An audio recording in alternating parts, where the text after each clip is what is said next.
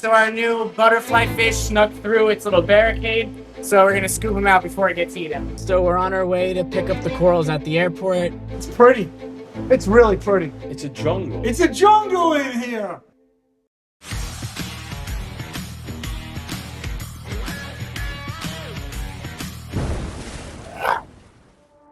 Today is all about the coral at Polo Reef.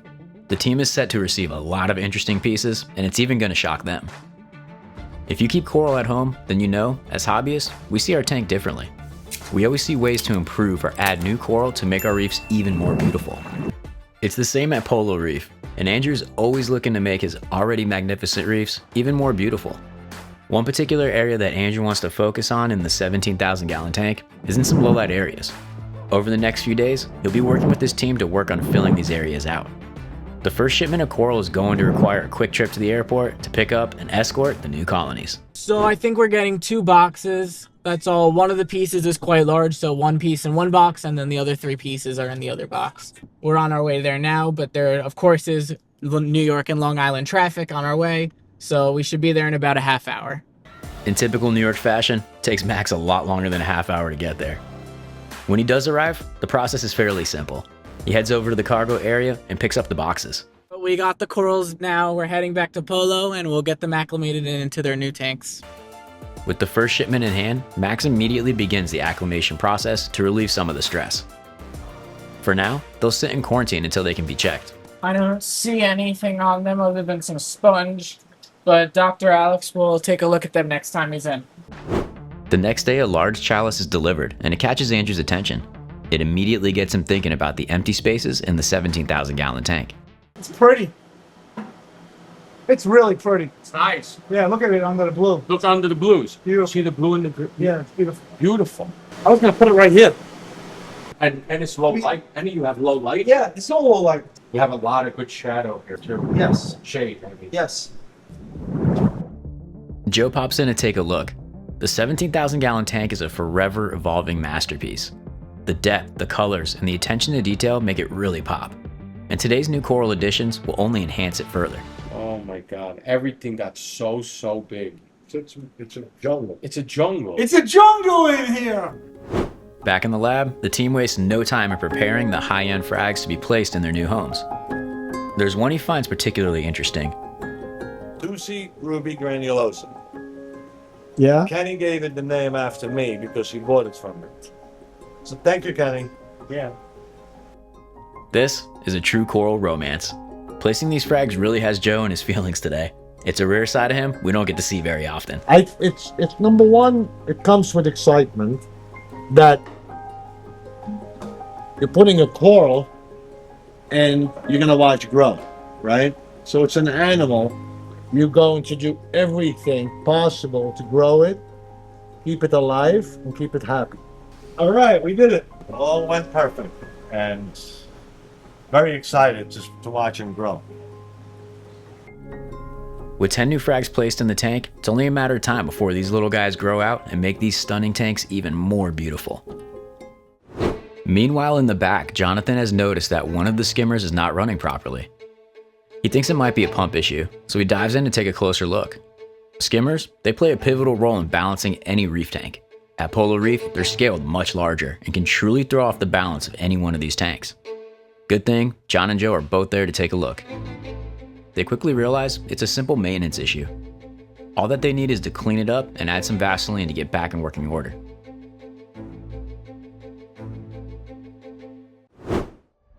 Back in the quarantine, the team has noticed that something has happened to the rare butterfly fish that Andrew has named Fenny. In case you missed it, Fenny is a one-of-a-kind butterfly fish that has never been kept in aquaria before. You can check out the episode of Polo Reef receiving this fish in the link in the description below.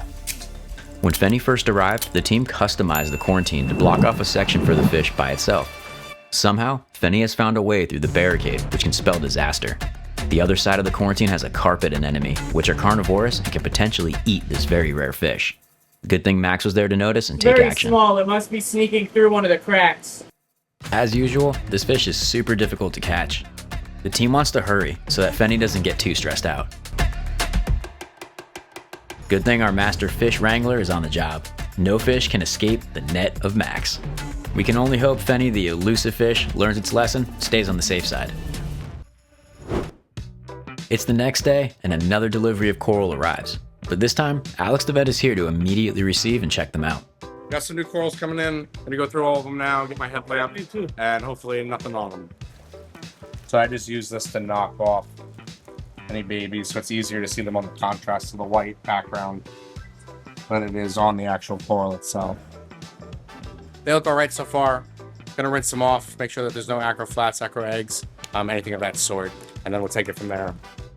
With a clean bill of health on some of the colonies, they're ready to be placed in the empty spaces in the 17,000-gallon tank. But before that happens, Joe stops to admire one of the colonies. It's somewhat of a classic. Say grafted Monty. You have a green, you have the red, and they fuse them, and then they grow into each other and they scroll. So you don't know what you're gonna get. The coral are all clear and ready to splash down in their new homes. Some will go immediately into the accessible displays, but the coral that will end up in the 17,000-gallon tank are going to have to sit for a couple more days in quarantine. Polo Reef has to wait until a diver is available to place them down. It's dive day at Polo Reef, and Patty completes her pre-dive checks before splashing down in the 17,000-gallon tank. Today's mission is to glue down some of the larger colonies that they received a few days ago to fill the empty space that Andrew wants covered. She wastes no time and gets right to work gluing some of the coral down. As she does, Andrew notices something. One of the larger Monties has some spots on it that he brings to Alex's attention. You think that Monty's nudied, or do you think it's bleached?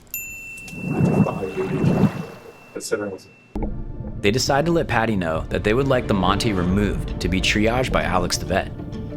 As she begins to remove it, they quickly realize they may not be able to get it out without collateral damage. This particular coral has grown, and it may break other colonies around it. This isn't Patty's first rodeo, and she's able to get the colony out without any damage. That's it. Let's go. They quickly remove the coral and get it under a microscope as soon as possible. But yeah, they're everywhere. Isn't that eggs? No, all those little dots, those are xanthoi. The team decides this needs further investigation, and Alex the vet saves some samples to look into more. Back at the 17,000-gallon tank, Patty continues her mission. That green thing is gonna sting the Monty. Yeah. But I like the Monty there. Why don't we glue the Monty and figure out the other thing? How come she couldn't stick in there? You could do that. I like I liked it on the outside. it. Me too. Yeah. Against the wall like that. Yeah, that looks good. Well, To make it easier, Yeltsin gives Patty a rock to place the colony on. She quickly gets it in place and then heads over to the other side of the tank to work on another piece. I mean, if she putties it like that, it's got good flow underneath it too. Might stop some nudies. After hours underwater, the mission's complete, and the team, they couldn't be more happy. Even Phoebe is super exhausted from so much work. Thanks for your help, girl. After such a long dive, the team does a quick refreshing water change for the coral and the fish.